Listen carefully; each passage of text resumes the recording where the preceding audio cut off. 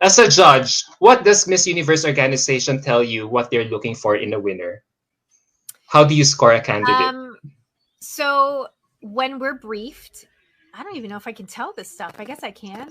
I mean, I'm not sure. Is this proprietary information? I don't know. I didn't sign Wait, I didn't sign anything, but the biggest difference between when I ran and when it is now is that they tell us that they are looking for an overall contestant.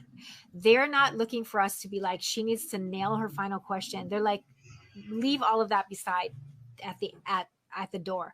We're looking for a strong overall girl that's strong in every category. That is, if she has a bad moment, if she trips if she trips and down, don't discount her. If you like her overall and you think she's a strong candidate, you think she'd be good at Miss Universe, and you think she would, be a good contender for Miss Universe, please weigh that into your consideration. But we're looking for an overall candidate, at least at USA, that represents the brand, that speaks to authenticity. Is she someone who is living the life she says she is? When you ask her questions in interview and she says that she's going to be a thoracic surgeon, is she talking about that when she's in her interview? Is her passion where she says it is? Is she an authentic person? Those are the kinds of things that they ask us to look for. Is they want someone who's not looking to win. They're looking for someone who's been living a life, and that life shines through her on stage, and then that the pageant will help her elevate those messages. That's what they're looking for. They're looking for authenticity across the board.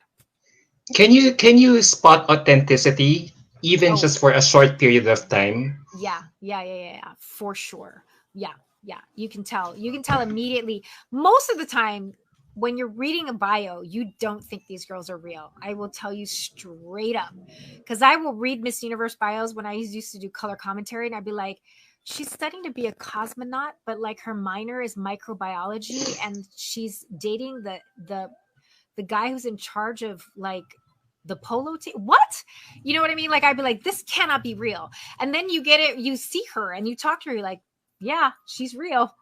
She literally flies helicopters and, is minoring in Russian. And I mean, you're just like blown away by the resume of some of these girls. So yeah, you can tell when they're making it up and when they're not. Because when you ask them questions in their interview, when they don't know what you're talking about, you're kind of like, well, it says here that you want to be the first person on Mars. So how are you going to make that happen? And they're like, well, my Twitter following is, 31,000. And you're like, I don't Yes. think that's going to No, get you no, to doesn't Mars. count. Get But counted. yeah, Yeah, yeah. So you can tell. You can tell yeah. what's nerves and what is like they're totally like The authentic selves. someone made that bio. Your pageant director made that bio for you, and you have no idea what's happening. Yeah. So you can spot that. You can spot that from the get go. You have that Most of keen us eye. who have been in the pageants can, because we know what it's like. That's the dangerous part of when you're a pageant winner and you judge, is because you have empathy for both sides. You know what it's like to be on the other side of that table. So we actually tend to be a lot easier judge because we know what they're going through. So we're not like coming for them. We're trying to help them be the best that they can be, because we know how hard it is to get to that point and what's riding on it. So we're not as we understand the system, whereas people who have never judged before, they'll just come in and be like, so tell me what's the social makeup of the GDP of Congo? And you're like, why are you Uh-huh. asking her that question? Do you know what the GDP